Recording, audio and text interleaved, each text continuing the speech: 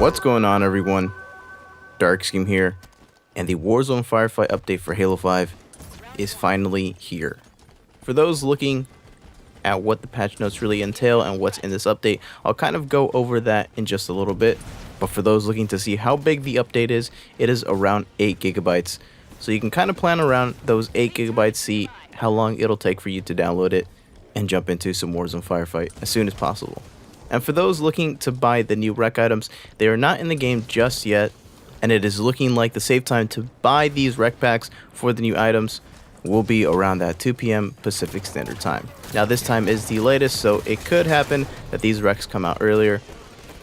And there is a new pack being included to Halo 5 called the Spartan Recruit Pack. This Spartan Recruit Pack is aimed for those new players. So included in this will be the DMR certification, the Magnum with extended mag loadout weapon, rocket certification plus 3 rocket launcher recs, the sniper certification with 3 sniper recs, and the Scorpion certification with 3 Scorpion recs. So it's a nice way to get all those new players to jump into Warzone and not get completely destroyed because they have yet to unlock any of these weapons.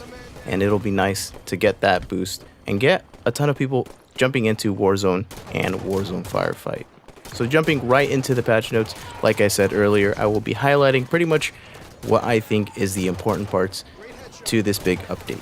Jumping into the first part, which is arena tweaks and changes. And surprisingly, Assault has been tweaked since we have last seen it.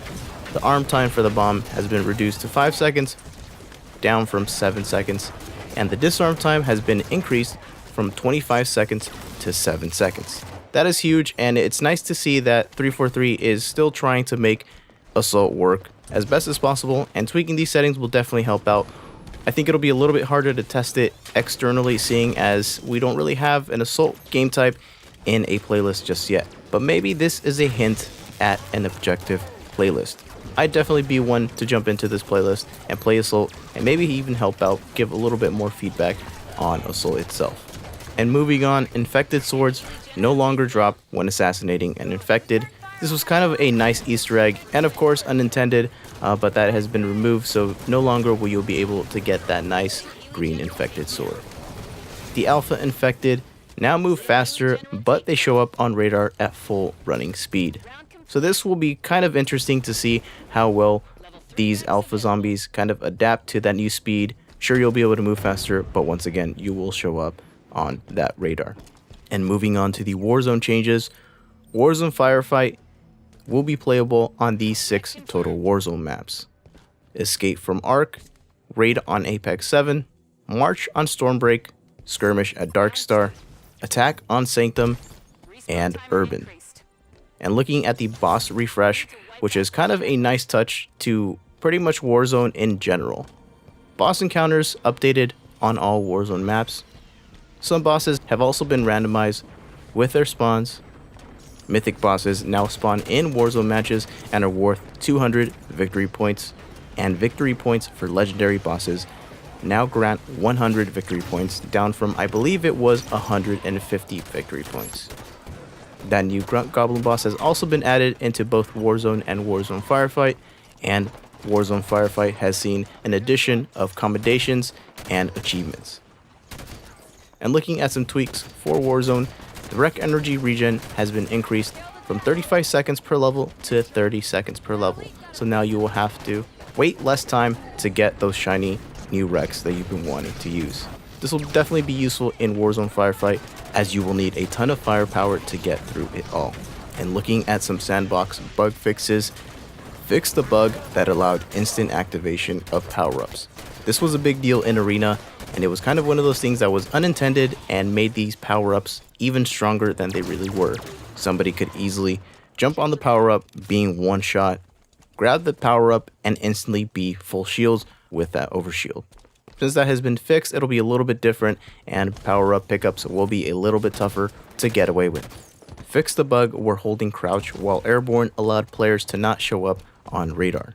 This wasn't really an exploit, it was more so mechanically how it worked in Halo 5, but because of the way it worked and the way that it kind of changed the meta, how people were playing and using crouch, quote-unquote abuse it, it was really changing up the gameplay, and I think a lot of players were getting used to crouching around the map a ton. Now moving on to Rex, added daily login rewards pack, and added daily Warzone Firefight win pack. Seeing as there's a ton of new players, that will be nice to see, and hopefully we'll get some more concurrent players onto Halo 5, playing Warzone, playing Arena, and overall just having a great time. For UI fixes, they fixed the text when placing in Platinum versus Diamond CSR. So in Arena, when you placed in Diamond, it would show the text as Platinum, and when you were in Platinum, it would show the text as Diamond. Simple enough. And for Forge, there are a ton of new items being added, which is including new and old rec variants of weapons and vehicles. And for those reasons, I won't really be going into it, but if you want to check out the entire list of all the items being added, I'll link the patch notes in the description below.